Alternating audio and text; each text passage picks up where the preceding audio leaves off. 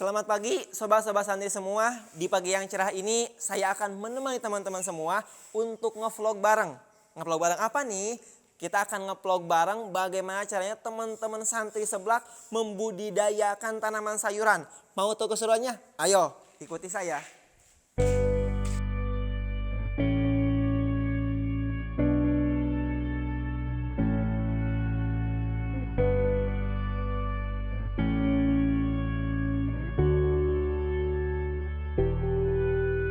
Hai sobat-sobat santri semua. Oke, sekarang saya sudah sampai di lahan pertanian teman-teman santri seblak nih. Mungkin bisa dilihat ke sana. Di sini ada banyak sekali berbagai macam tanaman, mulai dari sayur, tanaman obat, buah, dan bahkan buah-buahan juga ada. Jadi nanti saya akan mengajak teman-teman untuk melihat lebih detail, lebih lanjut seperti apa sih santri seblak itu menanam tanaman-tanamannya sehingga sampai bisa berbuah sampai sekarang ya. Pokoknya nanti terus ikuti saya, pasti dijamin seru kok.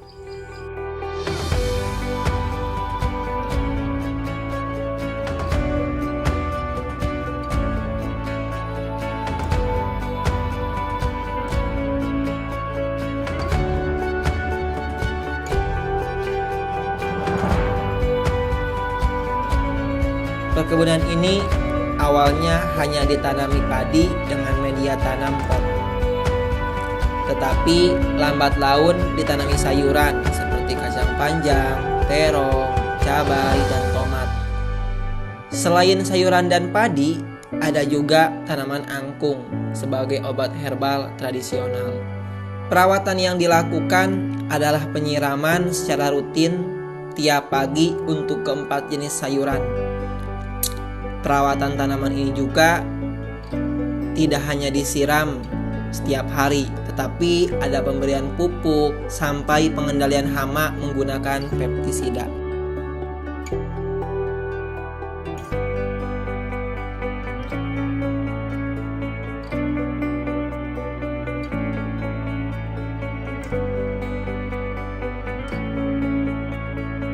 Di antara semua tanaman yang sudah berbuah atau bisa diambil manfaatnya baru sayuran kacang panjang.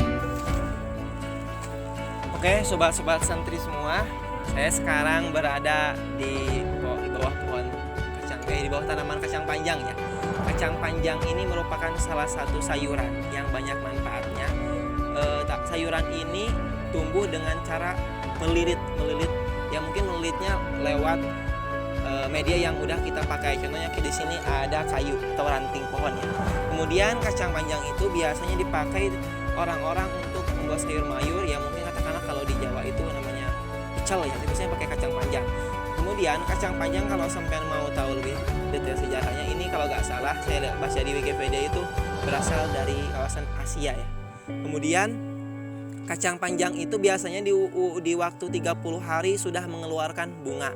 Tapi belum tentu setelah mengeluarkan bunga itu bisa diambil manfaatnya. Tapi mungkin setelah mengeluarkan bunga sekitar 7 harian insya Allah nanti ketika buahnya sudah seperti ini, panjang seperti ini, itu bisa diambil oleh sobat-sobat santri semua. Tapi harus diketahui juga kacang panjang ini banyak nutrisinya sehingga banyak orang yang menanam. Dan ingat, kacang panjang ini gampang nanamnya, gak perlu repot. Teman-teman cuma tinggal buat lubang terus masukin ya, paling dalamnya cuma sampai 2-3 cm. Terus nanti pakai ranting sebagai tempat untuk media melilitnya. Ditunggu beberapa minggu kemudian pasti kacang itu akan tumbuh dengan sendirinya. Oke sobat santri semua, tadi kan kita udah mengulas sedikit tentang kacang panjang. Nah sekarang ada lagi tanaman yang menarik di sini, yaitu padi. Padi itu nama ilmiahnya Oryza sativa. Kalau nggak salah padi itu dulu berasal dari kawasan India yang dibawa sekitar ke Indonesia 1500 sebelum Masehi. Itu mungkin sejarahnya sedikit ya. Oke, kemudian di sini saya akan memaparkan bagaimana sih proses budidaya tanaman padi di pondok seblak ini. Karena menarik, biasanya tanaman padi itu ditanam di tanah yang berair seperti di sawah ataupun lahan kering seperti di hutan-hutan. Tapi kalau di pondok seblak itu hanya menggunakan media pot. Kenapa menggunakan media pot? Supaya lebih hemat tempat. Kemudian lebih daripada itu, padi yang ditanam di sini merupakan padi kualitas bagus. Bisa dilihat di sini teman-teman semua. Ini biji dari padinya. Padi ini kurang lebih mungkin berusia 2 bulan ya. Tapi udah ada bijinya meskipun belum ada isinya ya. Kemudian padi itu termasuk tanaman monokotil ataupun berbiji satu. Nah, akarnya juga serabut. Nah, keuntungan menanam padi dengan media pot seperti ini, kita gak perlu mempunyai lahan yang luas, gak perlu mempunyai pengairan yang begitu bagus juga. Yang penting kita setiap pagi dan juga sore selalu rutin untuk menyirami padi tersebut seperti tanaman yang lainnya. Dan ini juga harus teman-teman ketahui merupakan salah satu penelitian dari guru kita tentang padi ini kenapa bisa seperti ini, yaitu penerapan ilmu falak. Bahwasanya padi yang ditanam dengan media pot dan mengikuti aturan-aturan ilmu falak itu nanti akan membuahkan hasil yang lebih baik dibanding dengan padi-padi pada umumnya, seperti itu. Sobat santri semua, tadi kan kita udah sedikit mengulas ya tentang tanaman kacang panjang sama tanaman padi ya. Sekarang di sini ada yang menarik loh. Salah satu tanaman herbal yang ada di perkebunan ini, yaitu namanya tanaman angkung. Angkung ini dipercaya bisa menyembuhkan berbagai penyakit, salah satunya stroke, hipertensi. Jadi buat bapak-bapak yang sering marah ya mungkin bisa konsumsi ini ya. Kemudian angkung ini juga gak sulit cara konsumsinya. Mungkin sobat santri semua cukup mengambil daunnya yang udah dikira agak tua, sekitar 7 butir. Nah, nanti si daun itu dibersihkan lalu bisa dibuat makan sebagai lalapan. Jadi gak perlu pakai ramuan yang lain.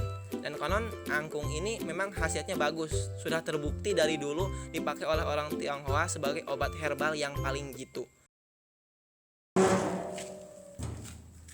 Sobat santri semua, saya pikir untuk episode kali ini terkait masalah kunjungan ke Pondok Salafiyah Seblak saya anggap cukup. Untuk episode selanjutnya silakan pantengin terus channel YouTube kami. Sekian dan terima kasih.